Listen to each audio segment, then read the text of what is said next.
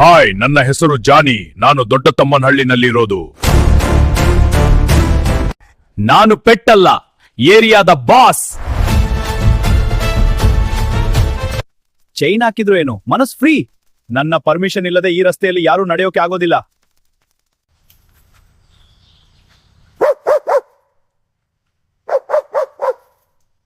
ಆದ್ರೆ ಮನೆಯವರಿಗಾದ್ರೆ ಇವನೇ ದೊಡ್ಡ ಸಾಫ್ಟ್ ಹೀರೋ. ಬಿಸ್ಕೆಟ್ ಇದ್ರೆ ನಾನು ನಿಮ್ಮ ಬೆಸ್ಟ್ ಫ್ರೆಂಡ್. ಇವತ್ತು ನನ್ನ ಪವರ್ ನೋಡ್ತೀರಾ?